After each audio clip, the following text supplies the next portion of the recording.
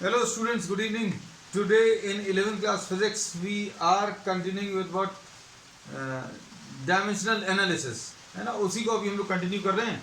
Last topic जो अभी हम लोगों ने लिया था वो फंडामेंटल फिजिकल क्वांटिटीज और डिराइव्ड फिजिकल क्वांटिटीज के बारे में बताया था, और भी बहुत सारी चीजें बताई थी, लेकिन आज का जो लेक्चर कंटिन्यू करने के लिए जरूरी है सिर्फ उसको रिवाइज करा दें.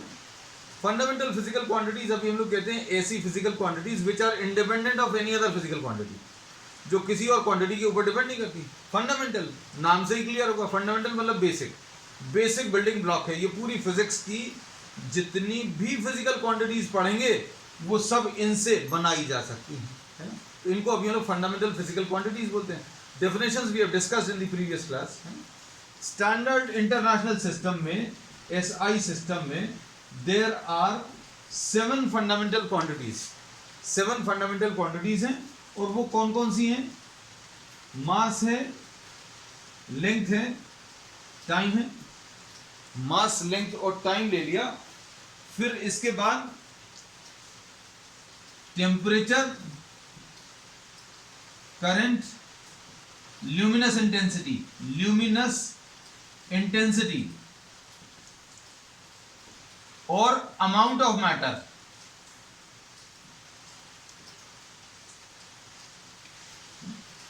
ये है ये सेवन फंडामेंटल क्वांटिटीज के टर्म्स में. बाकी की सारी फिजिकल क्वांटिटीज के डायमेंशंस अभी हम लोग डिस्कस कर सकते हैं. बाकी सारी फिजिकल क्वांटिटीज के फॉर्मूलेज अभी हम लोग सिर्फ इन्हीं के बेसिस पर बना सकते हैं, है ना. तो इसमें मास को अभी हम लोग किस में, किलोग्राम्स में मेजर करते हैं. Mass is measured in terms of what, kilograms. अब इसको अभी हम लोग केजीज में मेजर करते हैं. लेंथ को मीटर्स में मेजर करते हैं. टाइम को सेकंड्स में मेजर करते हैं. और टेम्परेचर को अभी हम लोग केल्विन में मेजर करते हैं. ये फिजिक्स में एक ट्रेडिशन है, just to honour the scientist who has done some amount of work in particular field. जैसे हीट वाले टॉपिक्स में केल्विन ने बहुत सारा काम किया था, तो उसके ऑनर में अभी हम लोग एक यूनिट रख देते हैं. तो टेम्परेचर की यूनिट केल्विन रखते हैं. अब जिस नाम में अभी हम लोग यूनिट रखते हैं, उस नाम को अभी हम लोग कैपिटल लेटर से नहीं लिखते. ये याद रखना, ये चीज कहीं पर मेंशन नहीं है. लेकिन अगर इसका अब शॉर्ट फॉर्म अगर लिखेंगे तो शॉर्ट फॉर्म को कैपिटल में लिखते हैं. बड़ी स्ट्रेंज सी चीज है जो चीज अभी हम आपको बता रहे हैं, कि आप जो यूनिट लिखोगे साइंटिस्ट के ऑनर में, उसकी जो स्पेलिंग स्टार्ट होगी वो कैपिटल से स्टार्ट नहीं होगी. ठीक है, याद रखना. अब जैसे एग्जांपल के लिए अभी हम लोग कुछ और एग्जांपल्स ले रहे हैं. जैसे फोर्स की यूनिट जो है न्यूटन, हम लोग ऐसा लिखेंगे. फोर्स की यूनिट न्यूटन लिखेंगे. और अगर आप इसको न्यूटन लिख रहे हैं तो ये गलत है, ये कैपिटल एन नहीं आएगा. लेकिन इसका अगर शॉर्ट फॉर्म लिखोगे तो शॉर्ट फॉर्म कैपिटल में आएगा. ठीक है, याद रखना. अभी कुछ ऐसी चीजें अभी हम बताते चलेंगे जो आपको कहीं नहीं मिलेंगी, आप ढूंढोगे भी तो. अगर आपको शॉर्ट फॉर्म लिखना है और प्रिंट करना है, प्रिंटेड में कभी ये इटैलिक्स में नहीं आएगा, कभी ऐसा नहीं लिखा जाता. ये ऐसे ही लिखा जाएगा शॉर्ट फॉर्म में, है ना. तो कुछ बहुत सारी ऐसी चीजें आपको पता चलेंगी. अब जैसे हम लोग कहते हैं केल्विन हो गया. अब जैसे करंट जो है अभी हम लोग कहते हैं एम्पियर में मेजर करते हैं, और इसको कैपिटल ए से रिप्रेजेंट करते हैं, क्योंकि एम्पियर भी साइंटिस्ट का नाम है. और ल्यूमिनस इंटेंसिटी ये कैंडेला में मेजर करते हैं. और अमाउंट ऑफ मैटर जो है this is measured in terms of what, moles. अब हम लोगों का जो 11th क्लास में फिजिक्स में जो फिजिकल क्वांटिटीज पढ़ेंगे उसमें सिर्फ मास, लेंथ और टाइम से काम चल जाएगा, है ना. आपको आगे जाकर टेम्परेचर आएगा, लेकिन जब आएगा तब डिस्कस करेंगे. अभी हम बहुत ज्यादा बर्डन नहीं देंगे तुम लोगों को. ठीक है, अब इसमें ये हो गई fundamental physical quantities. So there are 7 fundamental physical quantities in SI system. There are 2 supplementary fundamental physical quantities, और वो क्या है, एंगल और सॉलिड एंगल. ये भी अभी हम लोगों ने डिस्कस कर लिया था, है. तो एंगल अभी हम लोगों ने बता दिया, और सॉलिड एंगल अभी हम लोगों ने बता दिया. और ये एंगल जो है रेडियंस में मेजर करते हैं। सॉलिड एंगल जो है ये this is measured in terms of steradians. ये एंगल्स का मेजरमेंट एग्जैक्टली कैसे है, इनका मतलब क्या है, ये अभी हम लोग आगे जब टॉपिक्स आएंगे तब डिस्कस करेंगे। ठीक, अब इसमें हम लोग ये कहते हैं कि जब भी आप किसी यूनिट का, जैसे अभी हम लोग बोले कि अगर आपको 15 सेंटीमीटर अगर लिखना है तो 15 सेंटीमीटर ऐसे ही लिखा जाएगा, 15 सेंटीमीटर। ठीक है, अगर आप इसमें 15 सेंटीमीटर लगाकर डॉट लगा दिया तो गलत है, 15 सेंटीमीटर के साथ एस लगा दिया तो ये भी गलत है, 15 सेंटीमीटर नहीं होगा, यही आएगा, है ना। कुछ चीजें अभी चूंकि इस पे से ध्यान आ गई तो अभी हमने आपको बता दिया। ये कुछ ऐसी चीजें आप यू रीड एनी बुक, आप कोई भी किताबें पढ़िए आपको नहीं मिलेंगी, है ना। अब इसमें देखो नेक्स्ट, तो अब हम लोगों ने ये पढ़ लिया कि फंडामेंटल फिजिकल क्वांटिटीज और डिराइव्ड फिजिकल क्वांटिटीज। तो डिराइव्ड फिजिकल क्वांटिटीज किसको बोलते हैं बेटा? डिराइव्ड फिजिकल क्वांटिटीज उनको बोलते हैं जिनको फंडामेंटल के टर्म्स में एक्सप्रेस किया जा सकता है, और किसी भी फिजिकल क्वांटिटी का एक्सप्रेशन किसके टर्म्स में? फंडामेंटल फिजिकल क्वांटिटीज के टर्म्स में। उसको अभी हम लोग उस एक्सप्रेशन को डायमेंशनल फार्मूला बोलते हैं। तो अब हम लोग क्या बोलेंगे? नेक्स्ट है बेटा क्या? Dimensional formula. किसी भी फिजिकल क्वांटिटी का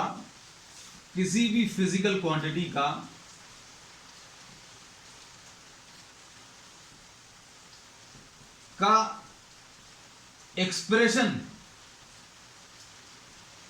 किसके टर्म्स में? इन terms of fundamental physical quantities के टर्म्स में जो आएगा उसको अभी हम लोग क्या बोलेंगे? डायमेंशनल फार्मूला बोलेंगे, है ना। अब इसका मतलब अभी हम आपको बता देंगे। जैसे एग्जांपल के लिए एरिया, अब देखना बेटा, वो जो टेबल अभी हम लोगों ने ली थी उसी टेबल पर अब हम लोग आगे चलेंगे, है ना। We are discuss on table, we will be taking some set of physical quantity जो अभी हम लोगों को मोस्टली यूज होंगी, है ना। तो आज जो सबसे पहला अभी हम लोग ले रहे हैं, सबसे पहला डायमेंशनल फार्मूला एंड डायमेंशंस। हम रिपीट भी करेंगे इसकी डेफिनेशन, चिंता मत करना। एरिया का आप कोई भी फॉर्मूला ले लो, वो इन 7 फंडामेंटल क्वांटिटीज में से किसी ना किसी के फॉर्म में एक्सप्रेस किया जा सकता है, मास के, लेंथ के, टाइम, है ना। तो अब तुम लोग बोलोगे भाई इसमें कहां आता है? जैसे सर्कल का एरिया ले लो πr², या रेक्टेंगल का एरिया लेंथ इनटू ब्रेड्थ, है ना। तो अब हम लोग क्या बोलेंगे बेटा? इसमें अभी हम लोग ये बोलेंगे कि लेंथ जो है वो मीटर्स में आप मेजर करते हो, ब्रेड्थ भी मीटर्स में मेजर करते हो, तो आंसर किस में आता? मीटर स्क्वायर में। तो इसमें अभी हम लोग बोलते हैं कि area can be expressed in terms of metre का स्क्वायर। मीटर क्या था? वो 7 में से ढूंढो आप क्या चीज थी। 7 क्या दी थी? मास, लेंथ, टाइम, ठीक है। फिर अभी हम लोगों ने current, temperature, luminous intensity, amount of matter. तो उन 7 में से कौन सी चीज है? ये लेंथ है। तो अब हम लोग बोलते हैं कि area can always be expressed, area can always be expressed as what? Length का स्क्वायर। ये फॉर्मूला नहीं है, ये अभी हम लोग क्या बोलते हैं? This is an expression of a physical quantity area in terms of the 7 fundamental quantities. मतलब इसमें अगर अभी हम लोग बोले तो भैया मास तो है नहीं, एरिया अगर आप कैलकुलेट करोगे तो मीटर स्क्वायर में आता है, मीटर स्क्वायर यानी लेंथ का स्क्वायर। अब लेंथ क्यों लिखा? हमने बोला क्योंकि अभी हम लोगों ने 7 फंडामेंटल क्वांटिटीज बोली और हमने बोला आप पूरी फिजिक्स में जो कुछ भी पढ़ेंगे वो 7 के टर्म्स में एक्सप्रेस कर सकते हो। तो वो 7 में से मास, लेंथ, टाइम में से क्या चीज आती है? लेंथ आती है। ये लेंथ का स्क्वायर है। तो ये मास तो है नहीं, लेंथ है तो लेंथ का स्क्वायर। टाइम आया है क्या? टाइम नहीं आया। तो अब हम लोग बोलेंगे कि ये डायमेंशनल फॉर्मूला है किसका? एरिया का।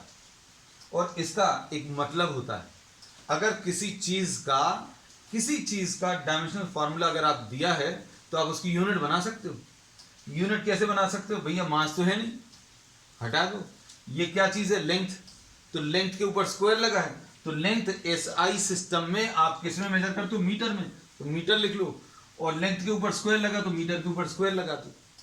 टाइम, टाइम है नहीं, तो कुल मिलाकर एरिया की जो यूनिट आएंगी वो मीटर स्क्वायर आ जाएंगी। तो ये इसका सिग्निफिकेंस है कि अगर आपको किसी चीज का डायमेंशनल फॉर्मूला मालूम है तो आप उसकी यूनिट बना सकते हो। ठीक है, अब देखो, अब आगे देखो, और भी चीजें बताते चलेंगे, ये जैसे जैसे चीजें आगे बढ़ेंगी आपको सारी चीजें क्लियर होती जाएंगी। Second, volume. वॉल्यूम जिस चीज का भी आप निकालो, है ना, वॉल्यूम जो है आप किसी भी चीज का निकालो, वॉल्यूम का फॉर्मूला सिलेंडर का पाई आर स्क्वायर एच होता है, ये ले लो, या क्यूबॉइड का length into breadth into height ले लो, है ना। तो अब हम लोग बोलेंगे इसमें इसका डायमेंशनल फॉर्मूला बनाना है, तो आप देखो पाई ये एक नंबर है, नंबर अगर कोई है तो नंबर का कोई भी डायमेंशनल फॉर्मूला नहीं होता। पाई ये जो है वो 7 फंडामेंटल क्वांटिटीज में तो कुछ नहीं है ना, ये मास है, क्या ये मास है, मना कर दोगे, पाई मास नहीं है। पाई क्या लेंथ है, तो अब हम लोग मना कर देंगे लेंथ भी नहीं है। और क्या ये टाइम है, ये पाई क्या टाइम है या करंट है, कुछ भी नहीं है। तो नंबर, अगर आप डायमेंशनल फार्मूला निकाल रहे हैं तो नंबर को आप छोड़ दीजिएगा कैलकुलेट करते समय। इसलिए अभी हम लोग मोस्टली इसको डिस्कस नहीं करते, हम ये डिस्कस करते हैं क्यूबॉइड का। क्यूबॉइड का सबसे अच्छा क्योंकि उसमें पाई नहीं आता, है ना। तो अब हम लोग क्या बोलेंगे, लेंथ जो है एक लेंथ है, ब्रेड्थ क्या है, ब्रेड्थ वो 7 फिजिकल क्वांटिटीज में से देखो ब्रेड्थ क्या होती है, mass, length, time, current, temperature, luminous intensity, amount of matter.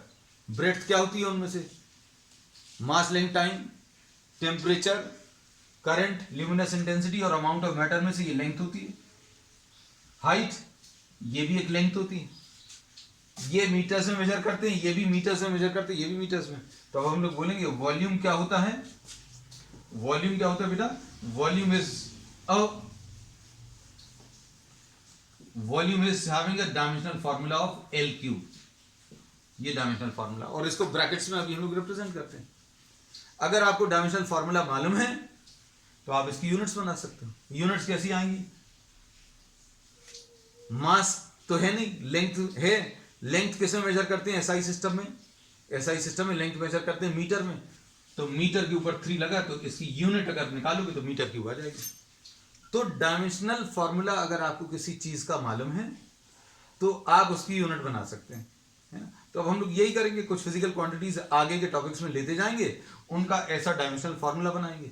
तो डायमेंशनल फॉर्मूला क्या है, दी हुई फिजिकल क्वांटिटी को आप उन 7 फिजिकल क्वांटिटी के टर्म्स में कन्वर्ट कर लें, बस सिंपल है, इतना ही करना है। अब जैसे थर्ड, तो ये इसका डायमेंशनल फॉर्मूला है वॉल्यूम का। सेकंड केस, थर्ड, डेंसिटी ले लिया। डेंसिटी का फॉर्मूला मालूम होगा बेटा, डेंसिटी क्या होता है, मास पर यूनिट वॉल्यूम, ऐसे ही लिखा रहता है, मास अपॉन वॉल्यूम।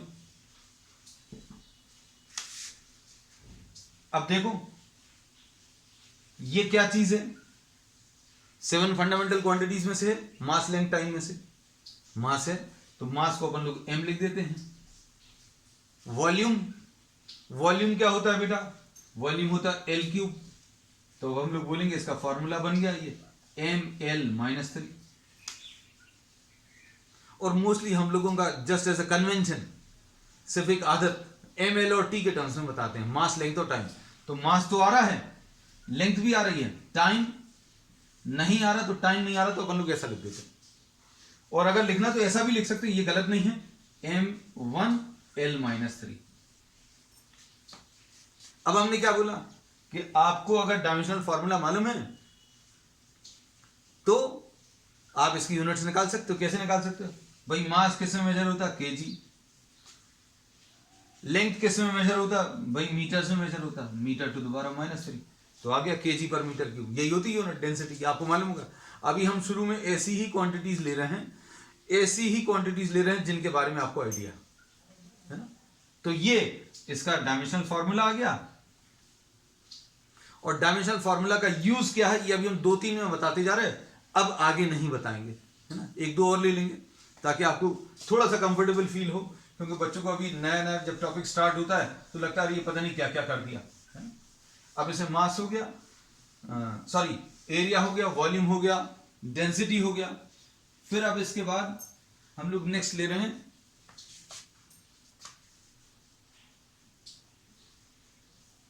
स्पीड और वेलोसिटी। स्पीड या वेलोसिटी को अगर आप देखें तो this is what distance upon time, ये डिस्टेंस अपॉन टाइम होता है। या डिस्टेंस नहीं लिख रहा है तो आप इसकी जगह डिस्प्लेसमेंट लिख लेते हो, है ना।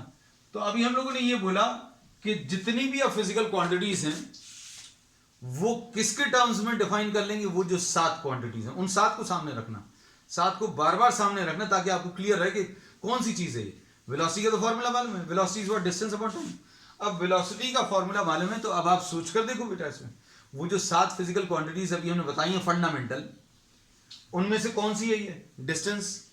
डिस्टेंस क्या है बेटा, लेंथ है, लेंथ हो गया। और नीचे क्या है, ये टाइम है, तो ये टाइम हो गया। तो अब हम लोगों ने क्या बोल दिया कि भैया जो स्पीड या वेलोसिटी है आप किसके टर्म्स में बता पा रहे हो, लेंथ और टाइम के टर्म्स में बता पा रहे हो। किसके टर्म्स में, लेंथ और टाइम। तो हमने बोला कि हर फिजिकल क्वांटिटी को आप एक्सप्रेस कर सकते हो किसके टर्म्स में, इन टर्म्स ऑफ 7 फंडामेंटल क्वांटिटी। 7 आएंगी ये नहीं कि बोला अभी, उन 7 में से कुछ आ सकती है, हो सकता है 1 आ जाए, हो सकता है 2 आ जाए, 3 आ जाए, एक तो नहीं आएगी। हाँ एक आई है, एरिया में आई है, वॉल्यूम में भी एक ही आया है ना। अब इसमें डेंसिटी में 2 आ गए, यहां पर वेलोसिटी में 2 आ गए, लेंथ और टाइम। अब इसमें देखो जब ये डायमेंशनल फॉर्मूला बन गया, अच्छे सुनना, ये डायमेंशनल फॉर्मूला बन गया तो इसमें इससे यूनिट्स बनाई जा सकती हैं, लेंथ मीटर्स, टाइम सेकंड्स के ऊपर -1। तो ये कितना आ गया फॉर्मूला, मीटर पर सेकंड। और हमें मालूम है स्पीड या वेलोसिटी किसमें मेजर करते हैं बेटा, स्पीड या वेलोसिटी आप मेजर करते हो किसमें, मीटर पर सेकंड में। तो अब हम पूरी कोशिश क्या कर रहे हैं, आप ध्यान से देखें, जो भी फिजिकल क्वांटिटी है उसको अभी हम लोग किसके टर्म्स में मेजर करने की कोशिश कर रहे हैं, इन टर्म्स ऑफ दो 7 फंडामेंटल क्वांटिटीज। अब अगला 5th, एक्सेलरेशन बताओ बेटा। एक्सेलरेशन थोड़ा बहुत तो आइडिया होगा, है ना। So we know about acceleration. Acceleration is what, acceleration is change in velocity upon time. Change in velocity किसे मेजर करोगे, चेंज इन वेलोसिटी में ही मेजर करोगे। भाई वेलोसिटी पहले 10 मीटर्स पर सेकंड थी, फिर बाद में 15 हो गई, 15 मीटर्स पर सेकंड। तो चेंज कितना आ गया, पहले 10 मीटर्स पर सेकंड थी, फिर 15 मीटर्स पर सेकंड, तो चेंज कितना आ गया, 5 मीटर्स पर सेकंड, है ना। तो चेंज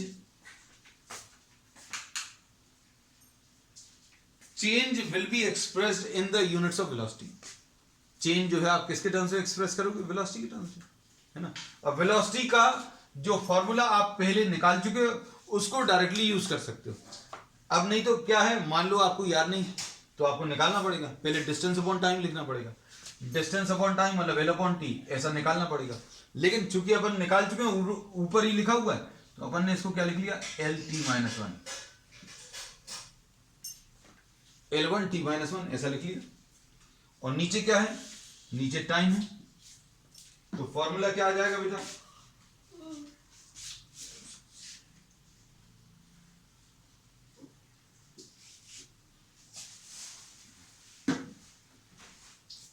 फॉर्मूला क्या आ गया, L1T-1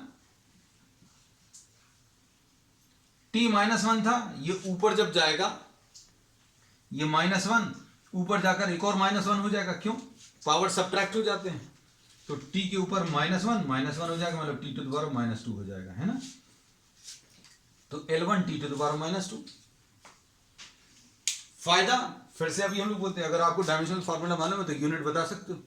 यूनिट कैसे बताओगे बेटा, लेंथ आप मीटर में मेजर कर रहे हो, टाइम सेकंड, मीटर सेकंड -2, मतलब इसको क्या बोलते हैं, मीटर्स पर सेकंड स्क्वायर, ऐसे ही आएगा। तो ये यूनिट होती है ना, अभी अपन लोगों को मालूम भी है, ठीक है।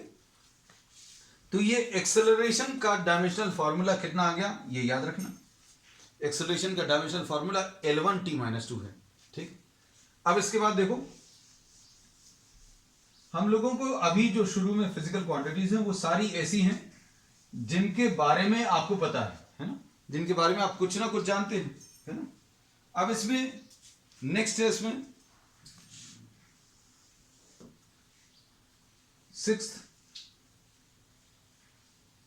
सिक्स्थ अभी हम लोग ले रहे हैं फोर्स। फोर्स क्या होता है? फोर्स का फॉर्मूला अगर मालूम है तो ठीक है, नहीं मालूम तो कोई दिक्कत नहीं। अपन लोग बहुत डिटेल में, फोर्स पूरा एक चैप्टर है ना। अब उस चैप्टर में से एक डेफिनेशन अभी यूज होगी, बाकी डिटेल में इसका कॉन्सेप्ट क्या है वो अपन लोग आगे बढ़ेंगे, इसलिए चिंता मत करना।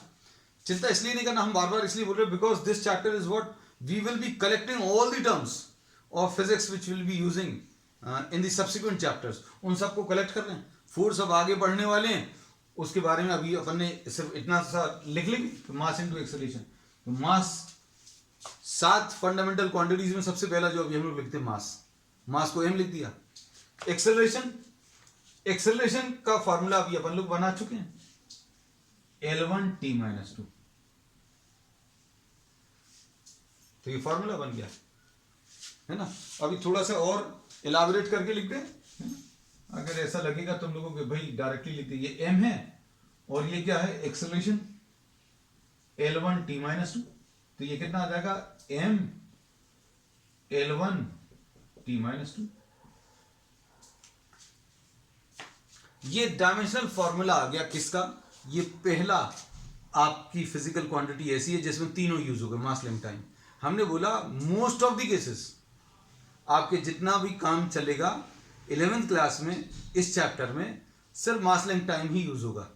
आगे जाकर टेम्परेचर भी यूज होगा, बट जब अभी हम लोग हीट पढ़ेंगे, अब हम अगर अभी पढ़ा देंगे आपको हीट वाला भी, तो आपको ये चैप्टर में थोड़ा सा ऐसा लगेगा ये पता नहीं क्या क्या बता दिया। So will not be discussing that part, will try to mostly restrict ourselves to what only those dimensional formulas which are involving mass length and time। सिर्फ ऐसे ही फॉर्मूलेस लेने वाले हैं, ज्यादा अभी हम लोग नहीं लेंगे, है ना। अब देखो बच्चों, फोर्स आ गया। अब इसके बाद अब आगे एक और है क्या, प्रेशर, है ना। ये भी एक कॉन्सेप्ट ऐसा जो हमारे ख्याल से 9th क्लास में सिलेबस में था। प्रेशर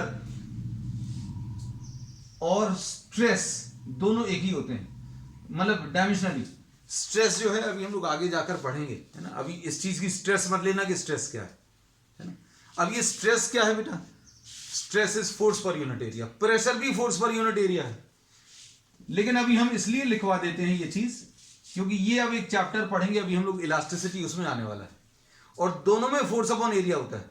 प्रेशर में फोर्स अपॉन एरिया, स्ट्रेस क्या होता है? अभी हमें एक हल्का सा आइडिया देते हैं। जैसे रबर बैंड को आप स्ट्रेच करोगे तो आपने बाहर से एक फोर्स लगाया, है ना, उसकी वजह से स्ट्रेच हो गया।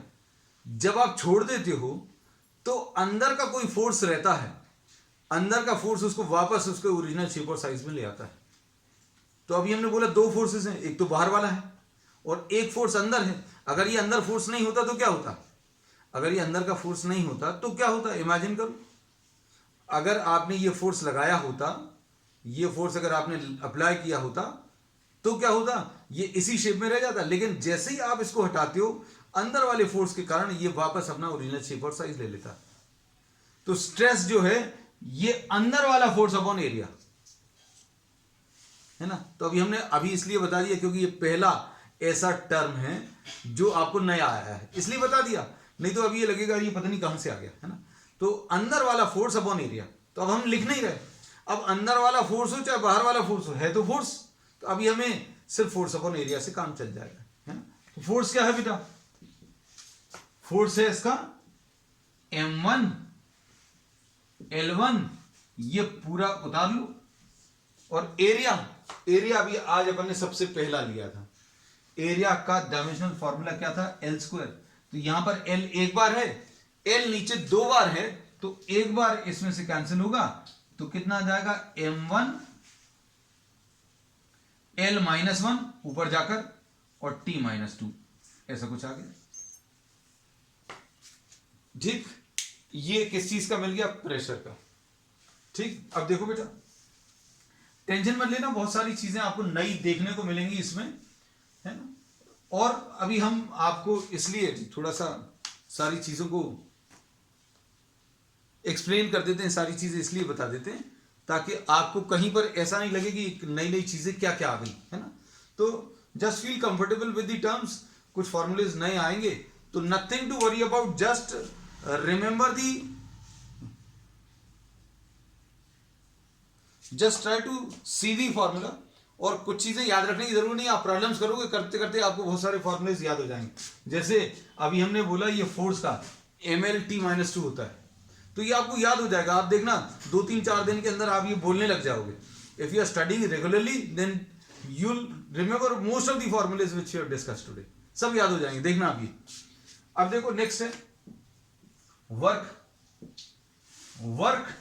मान लो आपको याद नहीं है तो अभी हम बता दे रहे हैं, लेकिन अभी हम लोगों ने most of the students must have read force into area, sorry force into distance, force into distance या डिस्प्लेसमेंट।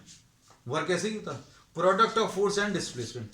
अब फोर्स का भी अपन को मालूम है, फोर्स का mlt-2 है, ऐसा कुछ है। और डिस्प्लेसमेंट क्या है? डिस्प्लेसमेंट एक लेंथ है, ठीक। तो अब ये कितना आ जाएगा बेटा, अगर आप देखो ध्यान से, this will be m1 l square and what t-2। तो ये किसका डायमेंशनल फॉर्मूला आ गया? वर्क का आ गया, है ना। तो वर्क को हम लोगों ने किसके टर्म्स में एक्सप्रेस किया है? वर्क को 7 फंडामेंटल क्वांटिटीज में से 3 में एक्सप्रेस कर दिया। मास, लेंथ और टाइम के टर्म्स में आप वर्क निकाल सकते हो, है ना। और ये जो फॉर्मूला है ये डायमेंशनल फॉर्मूला फॉर वर्क कहलाएगा, और पावर्स जो हैं इसके वो डायमेंशंस कहलाएंगे। अब नई चीज बोल रहे हैं, dimensional formula is the definition. देखो अब डेफिनेशन शायद इतने 4-5 चीजें करने के बाद समझ में आ गई होगी। Dimensional formula of a physical quantity work is the expression of work in terms of the fundamental quantities. Work का वो एक्सप्रेशन जो मास, लेंथ, टाइम या फंडामेंटल क्वांटिटीज के टर्म्स में है, उसको अभी हम लोग डायमेंशनल फॉर्मूला बोलेंगे। अब अच्छे से सुनना, फंडामेंटल क्वांटिटीज के ऊपर जो पावर्स लगाएंगे so that you get the given physical quantity, those will be called the dimensions. तो अब इसको कैसा बोलेंगे? The powers to which the fundamental quantities are to be raised, the power to which the fundamental quantities are to be raised so as to get the given physical quantities, these are called the dimensions. तो इसके dimensions क्या आ जाएंगे? मास के dimensions 1 हैं, length के dimensions 2 हैं, और time के डायमेंशंस कितने? -2। डायमेंशंस मतलब कितनी बार? मास 1 बार आएगा, लेंथ कितनी बार आएगा? पहले 2 बार आएगा, है ना। और टाइम कितना? -2 टाइम्स। -2 टाइम्स मतलब डिवाइड होगा, है ना। तो अब इसमें 2 चीजें अभी हमने बता दी, क्या क्या? Dimensional formula and what the dimensions. अब काइनेटिक एनर्जी, काइनेटिक एनर्जी का भी फॉर्मूला याद होगा, 12 mv², ऐसा कुछ होता है ना, ऐसे कुछ है। अब इसमें देखो बेटा बच्चों अच्छे से, 12 mv² है। अब आप इसमें क्या लिखोगे? मास तो ऐसे ही है ना, नंबर का कुछ नहीं करोगे। नंबर क्या है? अब जैसे अब आप सोच कर देखो, टाइम आपके पास है, आप सोच कर देखो भाई ये हाफ क्या है? वो 7 में से क्या ये मास है? क्या ये लेंथ है? क्या ये टाइम है? क्या ये टेम्परेचर है? तो भाई ये कुछ नहीं है, तो नंबर है। आप जो भी नंबर आता है उससे मल्टीप्लाई कर देते हो, हाफ से मल्टीप्लाई। तो इसका कोई डायमेंशनल फॉर्मूला नहीं है। तो नंबर आप याद रखना, नंबर अगर है तो इसका कोई डायमेंशनल फॉर्मूला नहीं है, इसको छोड़ना। m लिख दिया। वेलोसिटी का देखो, वेलोसिटी का कितना था? lt-1, लेकिन वेलोसिटी का स्क्वायर लगा है तो ये वेलोसिटी का स्क्वायर, ठीक। तो ये कितना आ जाएगा? m l² and what t-2, ऐसा कुछ आ जाएगा, है ना। तो ये क्या चीज है? अगर अभी हम लोग देखें, ये डायमेंशनल फॉर्मूला है किसका? This is the dimensional formula for what? Kinetic energy, ठीक है। अब इसमें एक और ले रहे हैं अभी हम लोग, जो अभी हम लोग पहले भी डिस्कस कर चुके हैं रेशो में, स्ट्रेन। स्ट्रेन अभी हमने बताया था, जब आप किसी रबर बैंड को स्ट्रेच करोगे यानी कि फोर्स लगाओगे तो चेंज इन लेंथ अपॉन क्या, ओरिजिनल लेंथ। ये केस में आएगा, ये भी एक लेंथ है और ओरिजिनल लेंथ भी एक लेंथ है, मतलब ये m0 l0 t0, इसका डायमेंशनल फॉर्मूले में मास भी नहीं है, लेंथ भी नहीं है, टाइम भी नहीं है। क्यों? क्योंकि एक रेशियो। ये फिजिकल क्वांटिटीज अभी हम लोग पिछली क्लास में डिस्कस की हैं, ऐसी physical quantities which are expressed as ratio of two similar type of quantities. ठीक है, चलिए अब आज के लिए बेटा इतना ही। We will continue with some more physical quantities on the next term and we will be discussing some problems also. ठीक है, चलिए, that's all.